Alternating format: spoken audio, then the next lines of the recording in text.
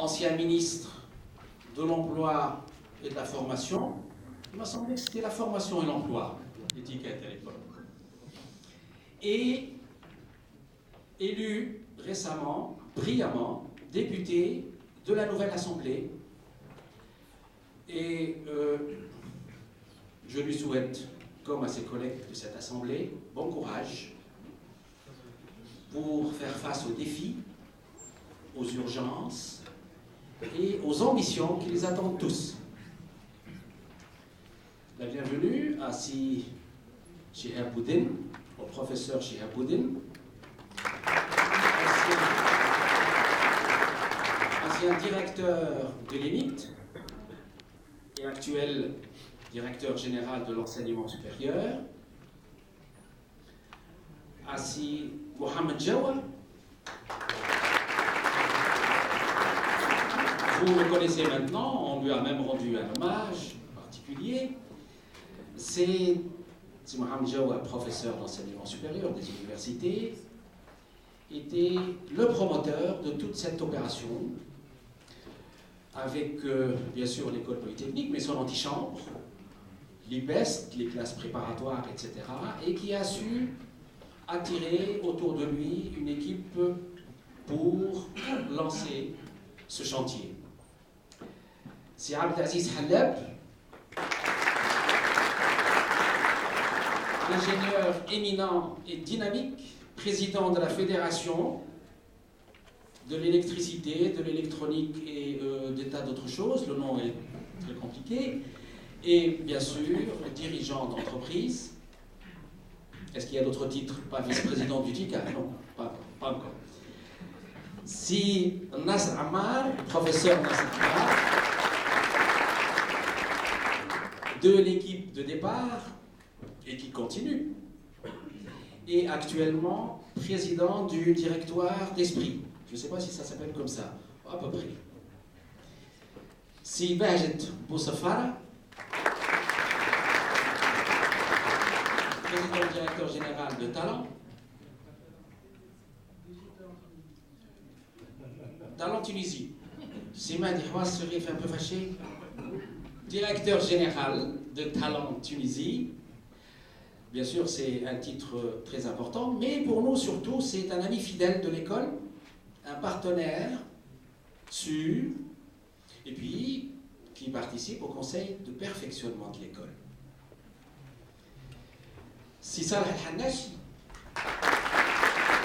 professeur des universités et ancien ambassadeur de Tunisie au Japon. Si Chedli Souga, professeur de l'université. Si Wahid Benoul, de l'entreprise Total.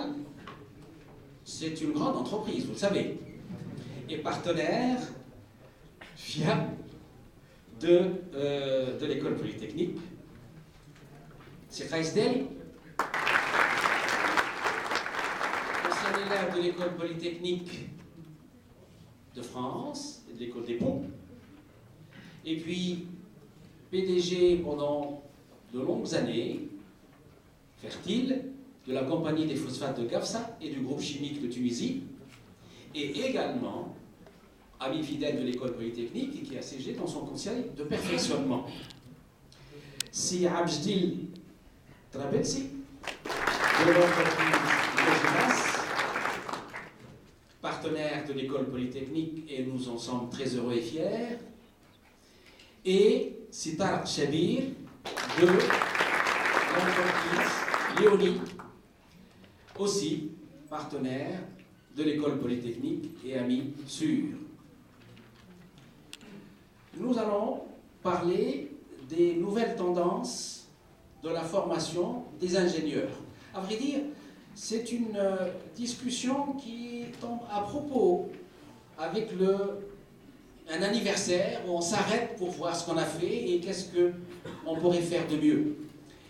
Et toute sa journée est dédiée à ce genre de réflexion, puisqu'il va y avoir tout à l'heure une réunion sur bilan et perspectives de l'EPT, et puis une conférence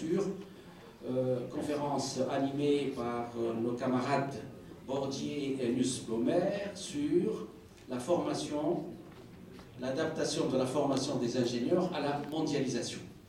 C'est vrai que les mutations technologiques, les innovations que connaît le monde, influencent, affectent les entreprises et aussi demandent des efforts de la part des systèmes de formation pour s'adapter, pas tout à fait s'adapter, plus que s'adapter, pour réfléchir à cela, parce que la formation doit réaliser une espèce d'équilibre entre les impératifs de l'anticipation et la réponse aux exigences des activités en cours actuellement.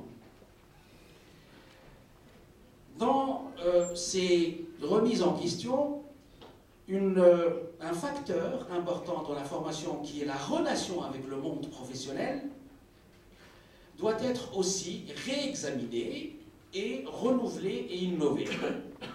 Nous avons un certain nombre de modalités traditionnelles de relations entre les entreprises et les écoles et les systèmes de formation d'ingénieurs, tels que les stages, les BFE, etc. Mais il semble que de nouvelles exigences apparaissent et certaines pratiques sont appliquées dans différents endroits, notamment, en particulier, bien sûr, la présence des entreprises sur les campus. Cette notion d'année de césure, la formation des ingénieurs par alternance et d'autres modalités comme par exemple les chaires d'entreprise, etc.